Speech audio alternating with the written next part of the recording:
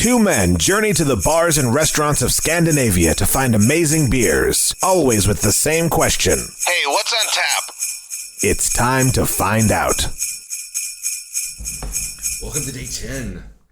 And we're doing good so far. we're doing really good. We've had a lot of stouts. We've had one IPA, one sour, and then stouts. actually kind of two sours. Yeah, we had an IPA that wasn't really an IPA. Yeah. No. We've had a wild ale. So yes, let's dive into beer 10 instead. all right, let me see. I'll reach into the big box. Your turn to. Yeah, it's my turn to reach into the box. All right. Ooh. You have wrapped it. I wrapped this one. I'm super excited about this because this is another one of the beers that I got from the Kihoskh box. Adroit Theory. And Yes. Adroit Theory. Yes. It is number 14. Zeruel. Just 14? Yep. They're usually higher numbers. No, it's the Evangelion series. The Evangelion series is a lower number. Oh. And this is a double drived hop with mosaic citrus, brew and Chinook. Hazy triple IPA. Food is smoked duck with potatoes and frisee. Ooh. Cheese is Roaring 40s Blue. And cigar is Foundation of the Wise Man, Maduro Toro Huaco. Cool. Canned on 08-26-20. Contains lactose. It is number 14696 out of 20,000. And I feel like there's not much more to say about it because it's Which state is VA? Is it Virginia? yes. This is from Purcellville, Virginia. It's ghost number 891, which I don't know what that is. 891. That's the stuff we want to know. And I don't know. Well, you can look it up under Evangelion 14. Nope. You can. It'll show up.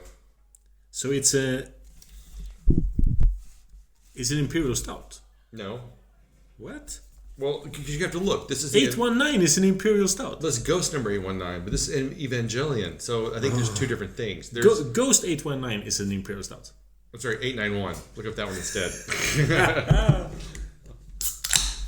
There we go. Oh, it's Evangelion XIV. Right. 14. Yeah. That's what I said. 14. Internet doesn't deal in Latin numbers. I know. That's why I said what number it was. But everything I've had from Adroit Theory has been really good. It has been really good, although I have been a little underwhelmed by their IPAs. And this one comes in at 10%. Nice. Yes. So even though we've moved to an IPA, we're keeping that AVB just bouncing. Yep. It has a lot of... It smells good. It smells like a triple IPA. It does. Oh, it smells good. And I want you to appreciate that in one box, I had Great Notion and Adroit Theory. That's good. In the same box. I was like, what? Kihoskh is killing it. So if there's one takeaway that you should get, if you're subscribing to a monthly beer box, Kihoskh for EU is unfreaking believable. They have really been just outdoing themselves. And Mikkeller is the worst. Okay. Cheers.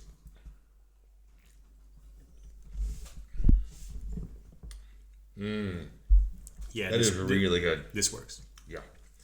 This is soft, pillowy, easy to drink. You're getting some like pineapple, grapefruit notes in there. Yeah, some fruity. Little bit of boozy bite to it, but not much. It hides it well. Yeah, definitely. Aftertaste is sweet, a little candied on the tongue. A little bit of a hot burn at the very, very back, but that's nothing to complain about. I'm not that disturbed by that. Mm-mm. Yeah, this is good. Yeah. Okay, well, this is interesting. The label says it was canned on 08-26-20. The bottom of the can says it was canned on 09-04-2020. So we got a few days discrepancy there. The can stamp is probably the correct one. I would guess so as well. Yeah. Yeah.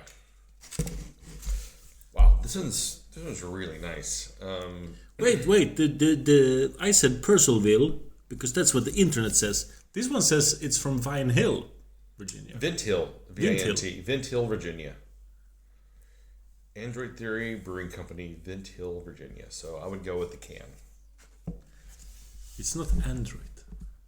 Adroit.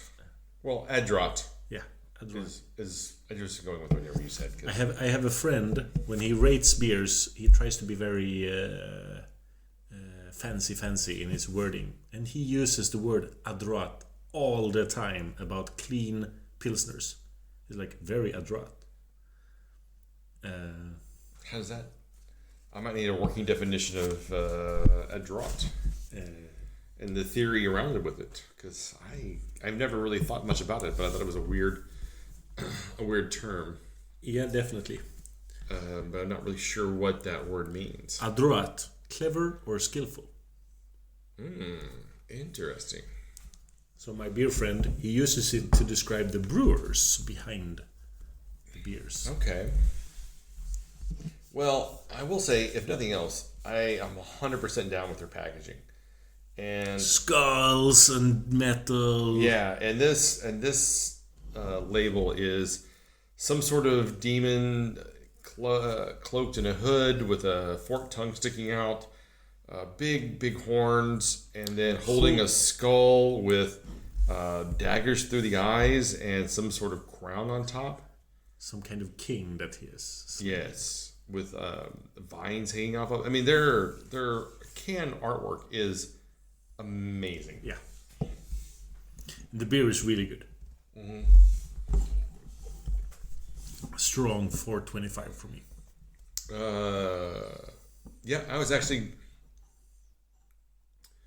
thinking about a 4.5 on this one. Ooh. It's definitely in that region. Yeah. Yeah, I think there's a bit of a hot burn on the back end that kind of hits you really quick, but then fades away. Yeah. This is when I feel like I'm going to be burping later.